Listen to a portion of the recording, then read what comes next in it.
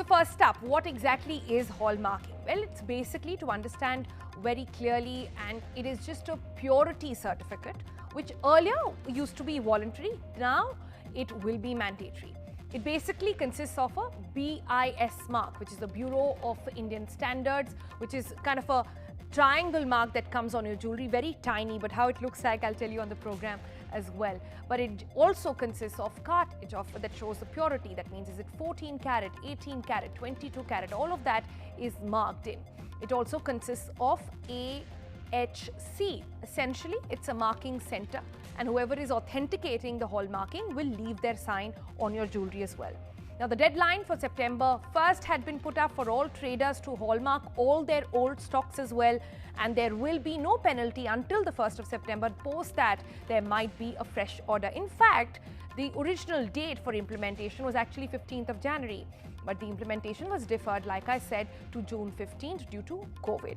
Now, in India, 22,000 tons of gold is owned by households. Out of this, 600 tons is in jewelry production each year.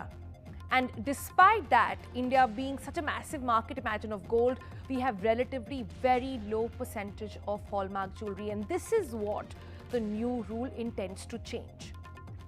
So how exactly will it be beneficial for you? Well, this is to ensure that customers do not get cheated.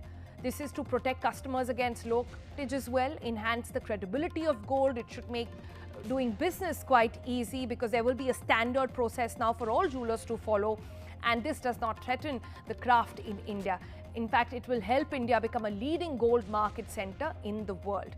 And to achieve this, a number of AHCs or hallmarking centers have been increased as well, increased to 25% from the last couple of years. This was said to be a major roadblock, remember, in trying to make hallmarking mandatory.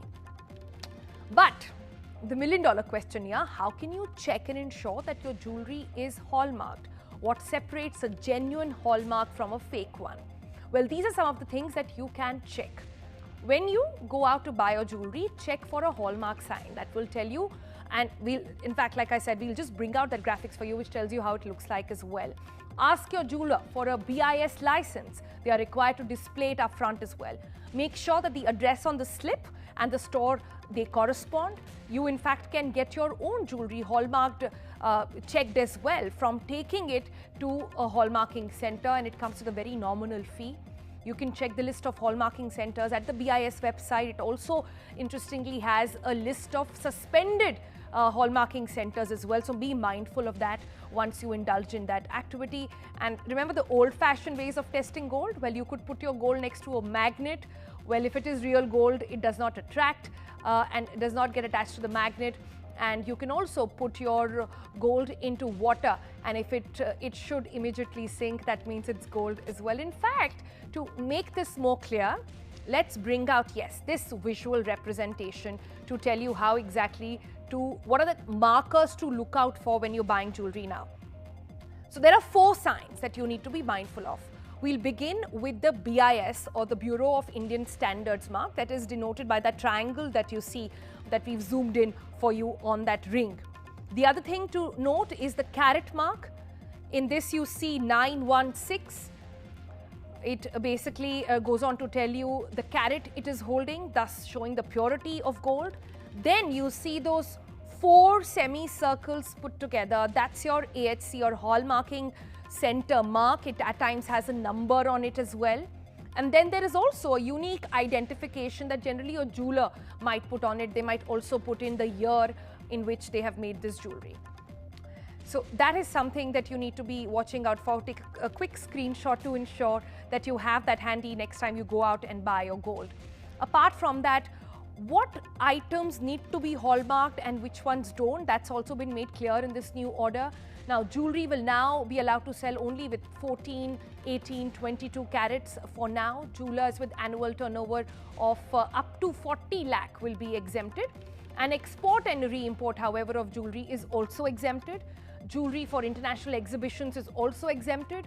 Jewelry for government is exempted. In approved B2B domestic exhibitions, there also your hallmarking is not required. Apart from that, fountain pens, watches, special type of jewelry, they don't need to be hallmarked. And other kinds of jewelry that you buy, that is kundan, polki, jarau, all of them are exempted from hallmarking as well. Also, after this order, a lot of confusion came in about what happens to your old jewelry. Well, jewelers can continue to buy back your old jewelry if that's your concern at this point. There should be no penalties till August end, certainly, but you can also ask for your old jewelry be hallmarked if feasible for you. Like we said, you can go to the BIS website and they'll have a whole list where you can pay a nominal fee and get your old jewelry hallmarked as well. Apart from that, it's not just gold, remember, which needs to be hallmarked. Even your silver jewelry and artifacts can be hallmarked now. In fact, should be hallmarked as the government suggests.